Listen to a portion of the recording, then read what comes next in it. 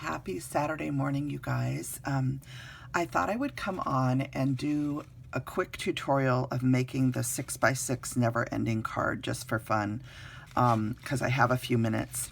And I had one started last night. So as I said yesterday, to make a never-ending 6x6 inch card, you need 2 pieces of 6x6 inch pattern paper. I am using this really pretty eyelets, ginghams, and solids from My Creative Time, and I'm using these papers here in kind of this pretty pinky color. You're going to score both papers at 1.5 and 4.5 inches, or you can turn the paper and just score them both at 1.5. So when you do that, you're going to end up folding them to the middle, and so basically you put this into your scoreboard, and you're going to lay it down, and you're going to score at 1.5, and then again at 4.5, which also happens to be the A6 one on my board. Let me see if I can get it into screen here. So you're going to score it at 1.5 and then at 4.5, okay, which is where the A6 is. Or you can turn it and just score it again at 1.5 on one side. So the main thing is to remember that 1.5 inch mark.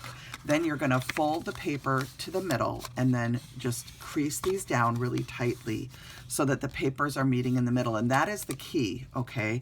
Then the next thing you would do is take your cutting board and you're going to cut these in half at 3 inches, okay? So directly in half at 3 inches. It's a 6x6 piece of paper. So scoring at 1.5 on each side, cutting in half at 3. Then what you end up with after you cut it in half are these little 1/2 inch or 3 inch pieces of paper. And you're going to line these up like so. So you have 2 going horizontally and then 2 going vertically. And then what you're going to do is you're going to glue the corners. And what I do just to make it easier is I use some 1/4 inch tape, and I first put 4 inch, I'll put a little piece of tape in each of the corners on the bottoms, okay, or the top corners of each side, so on your bottom layer. So your bottom layer, I always do horizontal, and I'm going to just come on here and put pieces of tape on that one. I'll set the top layers aside, and I'll do pieces of tape on the bottom layer too. And you're doing the bottom corners, not the tops. So just the 4 bottom corners is what you want, okay?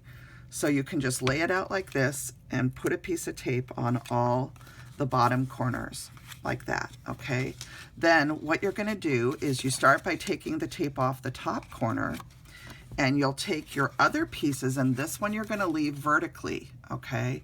And you're just going to line up that corner, okay? And normally I put a drop of wet glue on top of this, but just for the sake of this video, I'm not going to do that yet. You can do it at any point, okay? But you're just going to stick that down like that, okay, so it stays. Then you're going to undo this side, and you're going to do the same thing. This is again a top corner, and we're going to grab the other piece of our folded 3x3 paper that we cut in half, only this time we're going to leave it vertical, not horizontal like this one. We're going to take the vertical top corner, and we're going to make sure that the 2 corners meet, and then as soon as we have them lined up perfectly, you can press down. And the tape is pretty forgiving, and if you have the glue on there, you definitely have a few seconds to make sure that you get it lined up perfectly. So I got the 2 top ones done.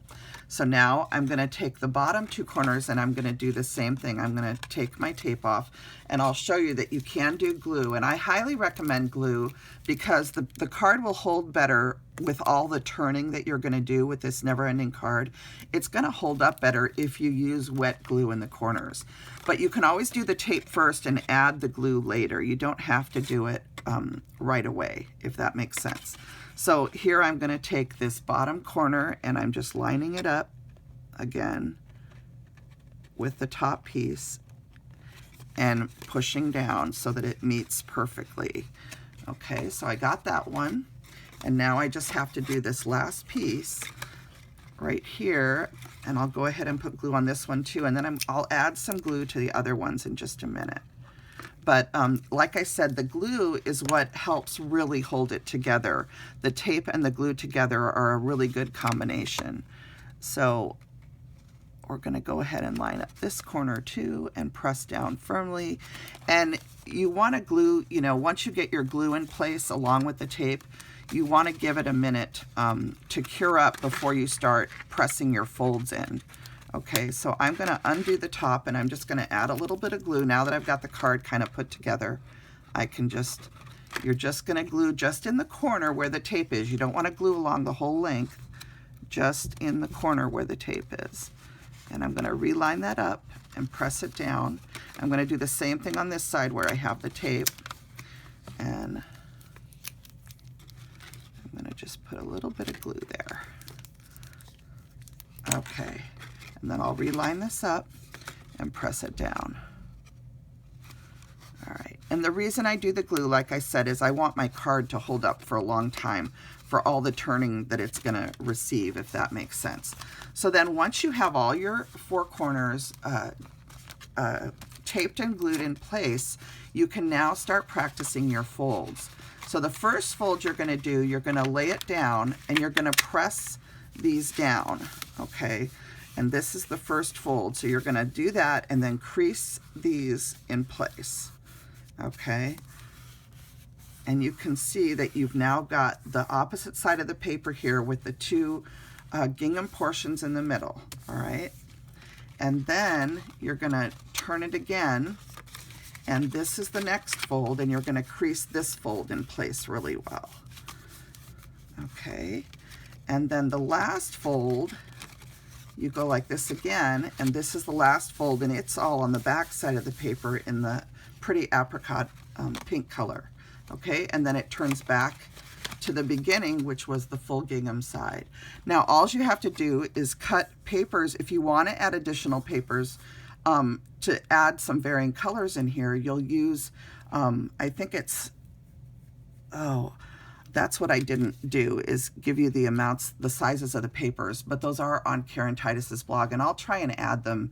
I'm going to put the instructions in the drop down of this video, but you can either decorate it as it is, okay, without adding any additional, you know, papers to it, or you can make additional layers.